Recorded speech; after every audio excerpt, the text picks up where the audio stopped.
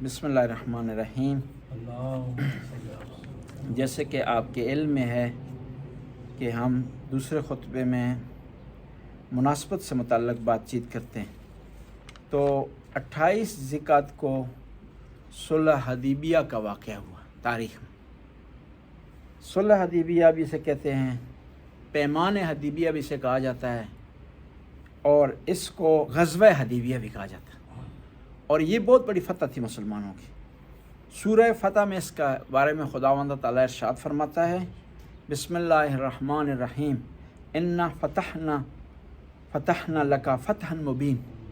کہ اے نبی ہم نے آپ کو ایک آشکار واضح فتح عطا فرمائی، لیغفر لک اللہ ما تقدم من ذنبک وما تأخر ویتم نعمتہ علیک، کہ اے نبی ہم نے تجھے فتح عطا کی ہے، اور اس فتح کی بنیاد پر ہم نے گزشتہ اور آئندہ جو مشکلات آپ کے لیے تھیں وہ ہم نے برطرف کر دی۔ اور یہاں پر ایک بحث ہے، ذنب کا لفظ استعمال ہوا، لیغفر لک اللہ ما تقدم من ذنبک۔ بعض وہ لوگ کہ جو قائل نہیں ہیں کہ نبی معصوم ہے، وہ کہتے ہیں، یہاں پر اس کا ترجمہ اس طرح کرتے ہیں کہ نبی ہم نے تیرے گزشتہ گناہ بھی معاف کر دیے ہیں اور آئندہ گناہ بھی معاف کر دیے۔ یعنی وہ بتانا چاہتے ہیں کہ نبی نے گناہ کیے ہیں اور پھر خدا نے معاف کیے۔ ہم کہتے ہیں ایسا نہیں ہے، نبی گناہ کرتا ہی نہیں ہے، نبی گناہوں سے پاک ہوتا ہے۔ پر اب یہ ایک سوال یہ ہوتا ہے کہ نبی جو معصوم ہے، نبی کی جو عصمت ہے، یہ اختیاری ہے یا اجباری ہے؟ آسان کر دوں، یہ جو نبی گناہوں سے محفوظ ہے، یہ آیا خدا کی طرف سے ایسا ہے کہ نبی گناہ کر نہیں سکتا، یا نبی خود گناہوں سے بچتا ہے؟ نہیں، نبی کی جو عصمت اختیاری ہے، اجباری نہیں ہے، کیونکہ اگر اجباری ہو تو فضیلت نہیں ہے، بڑائی نہیں ہے، مقام نہیں ہے۔ ایک آدمی مجبور ہے، گناہ کر ہی نہیں سکتا، اس کی فضیلت نہیں ہے۔ ایک اندھا آدمی کہتا ہے کہ میں ایک نامحرم کی طرف نہیں دیکھتا ہوں، بس اس گناہ سے میں محفوظ ہوں، تو اس کی فضیلت نہیں، وہ دیکھ سکتا نہیں ہے۔ فضیلت اس میں ہے کہ انسان کو آنکھیں ہوں، دیکھ سکتا ہو، یہ سٹر اس کے کنٹرول میں ہے، اس کے باوجود بھی وہ نامحرم کو نہیں دیکھتا، تب فضیلت اس کی۔ بس یہ جو کہا گیا ہے کہ ذنب کا لفظ استعمال ہوا ہے، یہ ذنب گناہ کے معنی میں نہیں ہے، کیونکہ عربی میں ذنب کا لفظ اس کے معنی میں سے ایک معنی گناہ ہے، اس کا معنی تہمت بھی ہے، اور پھر قرآن میں اس کی مثال پائی جاتی ہے کہ حضرت موسیٰ کو خدا نے حکم دیا کہ جائیں فرعون کی طرف،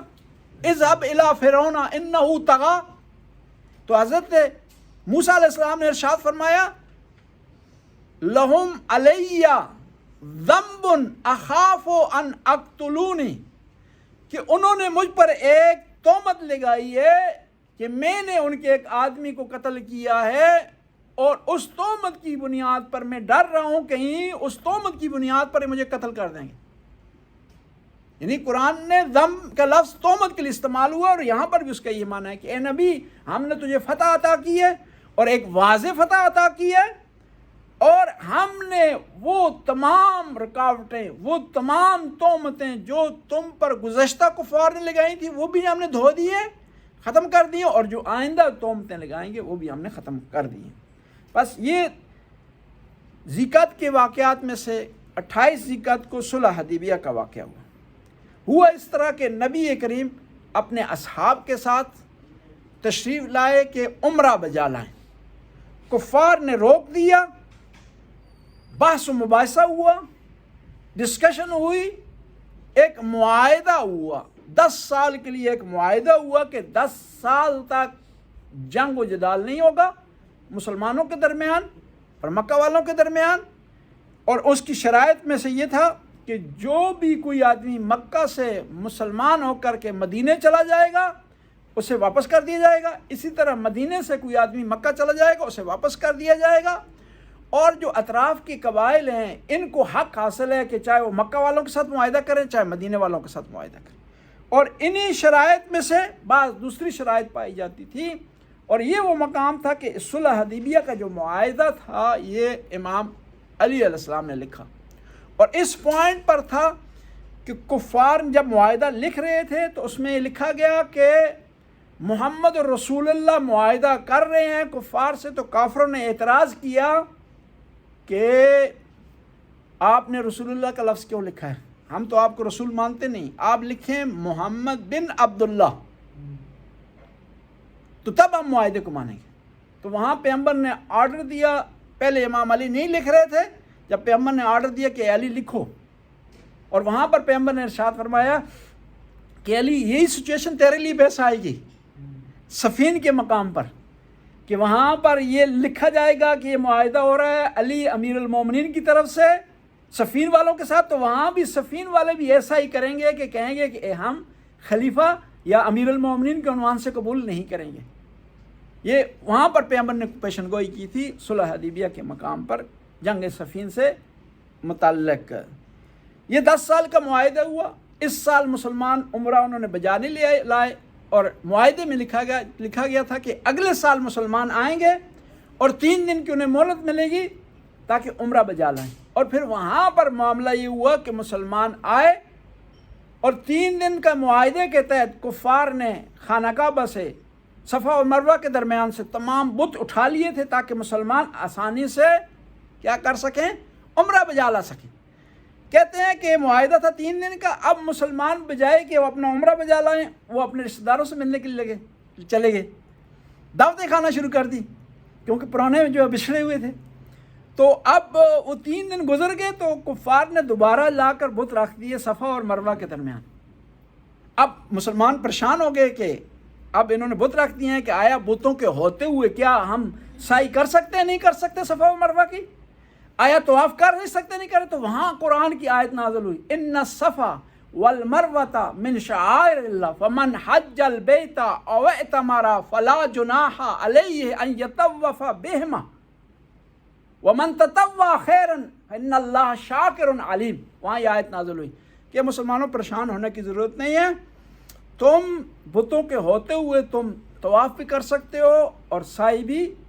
کر سکتے ہو۔ اسی بنیاد پر بعض لوگ شک کرتے ہیں، دیکھیں قرآن نے کہا کہ لا جناح علیہ ان یطوف بہما، کوئی حرج نہیں کہ یہ طواف کریں جو طواف کریں صفا اور مروہ کے درمیان، حالانکہ عمرے کرنے والے کے لیے، حج بجا لانے کے لیے والے کے لیے یہ سعی کیا ہے؟ واجب ہے۔ قرآن تو کہہ رہا ہے کوئی حرج نہیں۔ جواب دیا جائے گا کہ یہ قرآن اس حکم کو بیان نہیں کر رہا، وہ اس واقعے سے متعلق ہے جو واقعہ یہ تھا کہ مسلمان پریشان ہو گئے تھے کہ اس سچویشن میں آیا سعی کرنی جائز ہے یا نہیں۔ اور یہاں سے بھی بعض لوگ یہ استدلال بھی کرتے ہیں کہ قرآن میں بلکہ عربی میں بعض فارسی کے الفاظ استعمال ہوئے ہیں، اور یہ دنیا کا دستور ہے کہ ایک زبان دوسری زبان سے بعض الفاظ لیتی ہے، اور ان میں یہ دلیل دی جاتی ہے کہ یہ جناح کا لفظ جو ہے یہ گناہ تھا فارسی والا، اور کیونکہ عربی میں جو ہے وہ کیا ہے گاف ہوتی نہیں، تو اس لیے انہوں نے یہ گاف کو تبدیل کر دیے جیم میں، اس لیے یہ فارسی والا گناہ ہے، اصل میں اس طرح ہے لا گناہ، کوئی گناہ نہیں ہے تم پر، اور یہ تبدیل ہو گیا عربی میں، اور کوئی حرج نہیں ہے۔ اور یہ ایک اور چیز بھی ہے، فارسی عربی سے پرانی زبان ہے، دنیا کی زبانیں ایک دوسری الفاظ لیتے ہیں، اور کئی الفاظ ایسے ہیں جو عربی نے فارسی سے لیے ہیں، مثلا ہندسہ کا لفظ ہے، اندازے سے فارسی کا لفظ، یہ آبریک عربی میں استعمال ہوتا ہے، فارسی کا آبریز، اس طرح بہت سے الفاظ دوسری زبانوں سے لیے جاتے ہیں۔ اور قرآن بھی اس معاشرے میں نازل ہوا ہے، انہی لوگوں کو سمجھانے کے لیے نازل ہوا ہے، اور اسی زبان کا استعمال کرنا اس نے جو معاشرے میں رائج ہے۔ کوئی ایسی زبان تو قرآن نے استعمال نہیں کرنی کہ جو لوگوں کو پتہ ہی نہ ہو، جو آسمان سے نازل ہوئی، ایسے تو نہیں۔ اور پھر جب معاشرے میں ایک زبان ہوتی ہے تو وہ دوسری زبان سے الفاظ لیتی ہے، کوئی زبانیں دیتی ہیں اور کوئی زبانیں الفاظ لیتی ہیں۔ بس یہ بات تھی کس سے متعلق؟ صلح حدیبیہ سے متعلق۔ صلح حدیبیہ 28 ذوالقعدہ کو وقوع پذیر ہوئی ہے، 6 ہجری کو۔ اور اس کا ایک اور پوائنٹ بھی ہے، بعض کو لوگ کہتے ہیں نا کہ اگر معاویہ برا تھا تو امام حسن نے کیوں صلح کی؟ اس کا بہترین جواب ہے، کسی سے صلح کرنے کا مطلب یہ نہیں ہوتا کہ آپ اس کو اپنے آپ سے سپرویژن سمجھتے بڑا سمجھتے ہیں، بہتر سمجھتے ہیں، یا اس کی اطاعت کرنے جا رہے ہیں، یا اس کو خلیفہ ماننے جا رہے ہیں، یا اس کو مسلمان ماننے جا رہے ہیں۔ اگر ایسا مسئلہ ہوتا تو پیغمبر نے بھی صلح حدیبیہ کفار سے کی ہے۔ کفار رہے ہیں، پیغمبر کے ساتھی اپنی جگہ پر محفوظ رہے ہیں، خدا کا حکم اپنی جگہ محفوظ رہے، پیغمبر کی رسالت اپنی جگہ محفوظ رہی۔ یہاں پر بھی امام حسن نے صلح کی، امام حسن علیہ السلام کی امامت، ان کی ولایت اپنی جگہ قائم و دائم ہے، اس کے باوجود کہ امام حسن نے صلح کی جو ہے وہ امیر شام سے۔ ایک صلوات پڑھیں اللہ۔